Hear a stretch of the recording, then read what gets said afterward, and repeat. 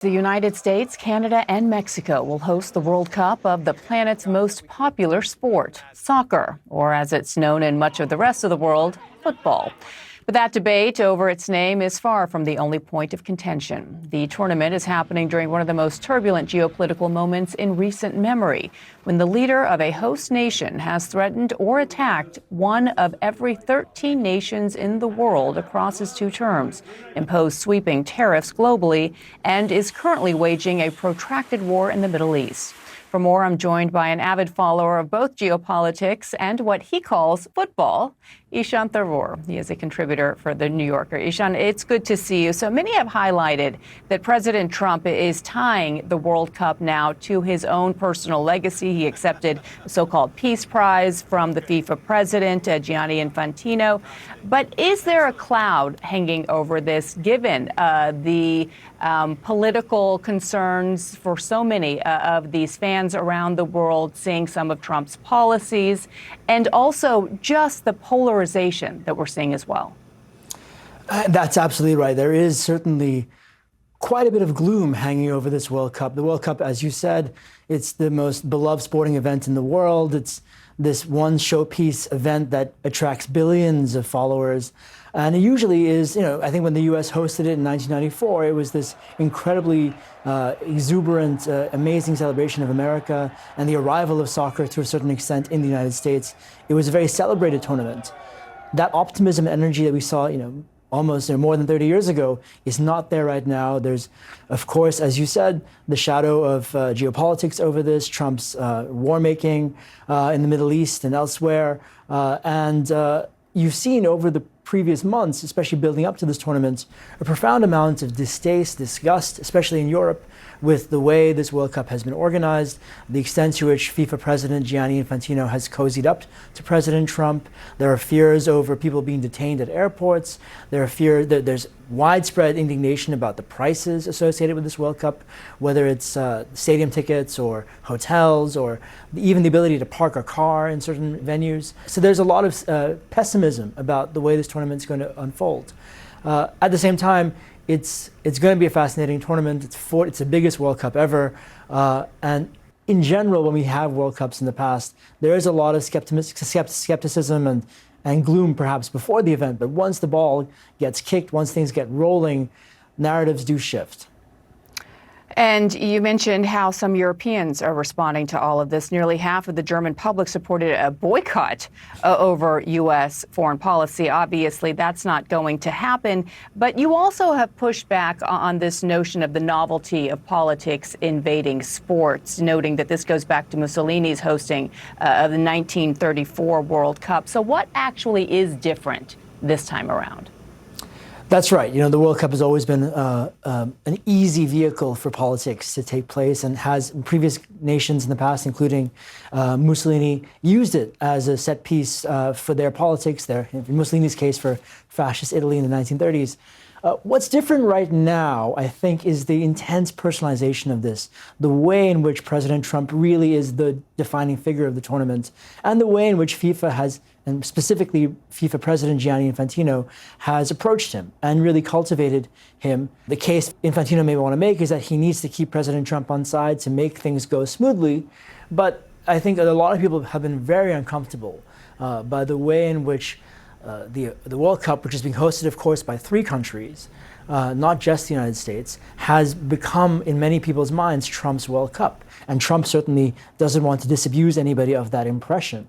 And that I think, on a certain level, that makes a lot of people uncomfortable, just because the World Cup is not about President Trump. It's not about the American team. It's about this global event of nations coming together, and we're going to have real concerns about how some of these nations can come together. Can the Iranian team play properly with the right visas in this tournament? We still don't really know. You saw World Cups, previous ones in Qatar, in Russia. These are not exactly the most open countries in the world. But when the World Cup happened, they really rolled out the red carpet for visitors. The U.S. is certainly not doing that this time.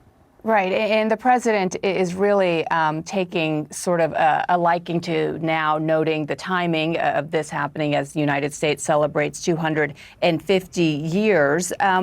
Is there an argument to be made that given some of those concerns, we know the Iranian team is set to play in 2 states here, California and Washington states, but their fans are barred. There are concerns about Ebola as well. The ACLU has warned travelers about ICE and their presence at some of these games. But if we do see more of a domestic crowd show up at these games, does that not perhaps give Trump the perception and the audience that he's hoping for?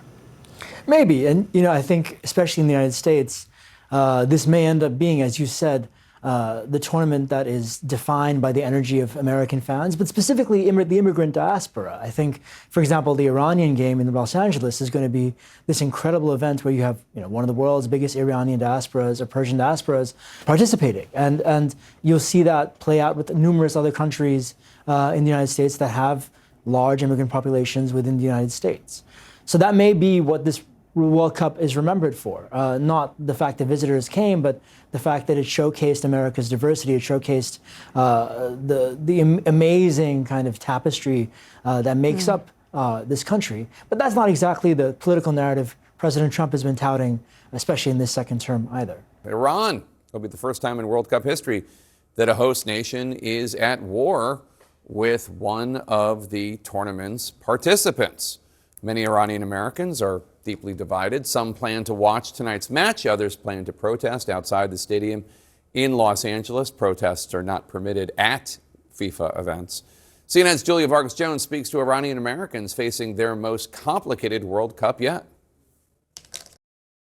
سلام نادر چطوری؟ Merci. خوبی؟ It looks like that you have gotten used to the Persian culture. Almost every player on the suburban Los Angeles soccer team, the Aria Football Club, is Iranian. And these are the colors of Iran. Yes. We thought that we keep the excitement of those colors in our jersey as carrying the flag of Iran at the same time. And as the Iranian national team plays their first World Cup game here in Los Angeles, they're caught between their cultural identity, their politics, and sports. Let's go, guys, let's go.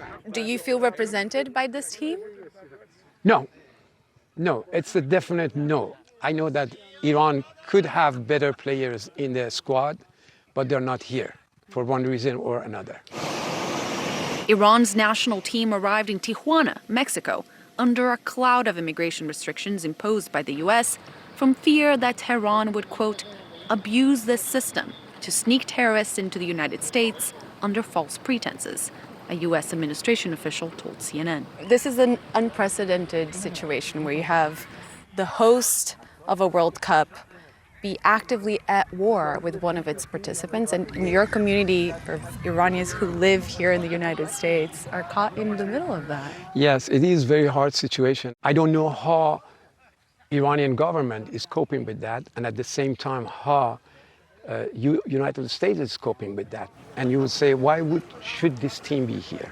We are at war with them, right? A number of Team Iran staffers had their visas denied, and according to a spokesperson for the Iranian Football Federation, players would only enter the U.S. one day before the first match and 2 days before each of the next 2 matches to minimize their time in the country. At the end of the day, it is football time. Guys, get together. But not every player here is so eager to embrace the mindset of football conquers all. Nice, Mahmoud. I'm not even supporting it. Any logo that has IRGC on it, to me, is an terrorist organization, and I have no room to support it. I don't care who they represent. Could soccer help give Iranians, at least here, a little bit of a reprieve, a little break? All the women and the girls and the teenagers that got killed in Iran in January, not a single blood is worth any soccer team. For me to actually go in front of a telly or buy a ticket to go support Iranian national team, that is not an Iranian national team, in my opinion, 100%. So, go Brazil. And Jake, here outside the Los Angeles Stadium, we're seeing a steady stream of protesters. They're coming here with that very flag, the sun and lion flag that is viewed as the flag that represents Iran for the people who are opposed to the Iranian government here. What they're saying, Jake, is despite, as you mentioned, protests not being allowed inside FIFA stadiums, is that they want to test that rule. They want to bring their protest inside by bringing this flag inside, which they say is the historical flag of Iran, and we'll see if they actually succeed. All right, Julia Vargas Jones, thank you so much. Really interesting report.